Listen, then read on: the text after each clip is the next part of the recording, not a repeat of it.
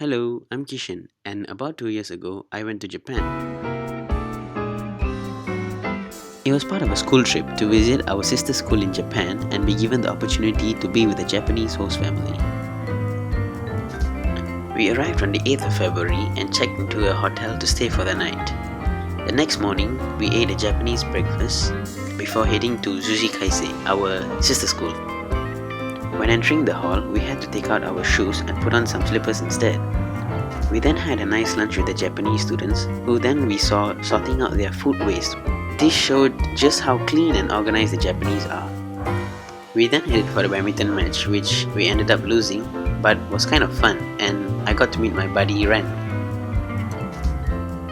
Once badminton was over, we had an introduction between both schools.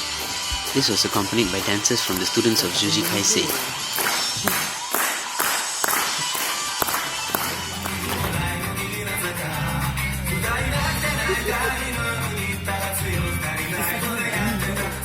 The student from my school, Victoria Institution, also performed a traditional dance. Once it was over, I followed my buddy and my host mother to their home. I was very lucky to have a very loving host family since my host mother herself had been an exchange student to the US. She had also very kindly contacted me before the trip through email. She also told me that I could call her Okasan and my host father Otosan, which are Japanese words for mother and father. After taking the train and a cab, we arrived at their lovely home, which I found to be very nice and cozy. Their home had a nice touch of wood and paper, and I particularly enjoyed staying in the tatami room, which had a nice flooring that looked like grass. I then spent the whole of the next day with my buddy and my host mother, using the train to get around the city of Kamakura, which had a pretty decent history itself. We first visited the Great Buddha statue, which is said to be over 200 years old, surviving major earthquakes and tsunamis. We were also given a chance to go and see what's inside.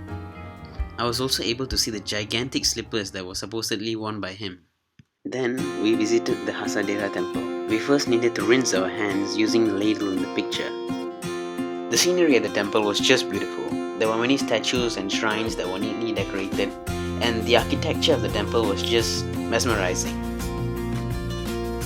I also got to take a nice picture with my buddy Ren and was able to see the view from the top of the temple. Later, we got to try out traditional Japanese kimono. It was quite comfortable and I felt like a Jedi from Star Wars. We also then went and made our own personalized hanko. A hanko is a type of stamp that is used instead of signatures in Japan. It was fun because I got to come up with an artistic design for my hanko based on the Japanese letters in my name, and the hanko remains my most treasured souvenir from the trip. With a heavy heart, I had to say goodbye to my host family the next day. It was very nice of them to show me around and take care of me, and I wish that I could have stayed there longer.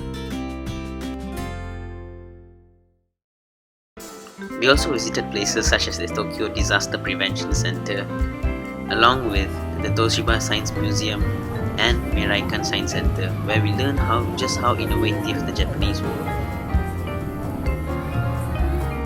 2 years have passed since then, and I'm glad that I had good memories in Japan. My host family still writes to me today, and I hope that one day I can go back there again.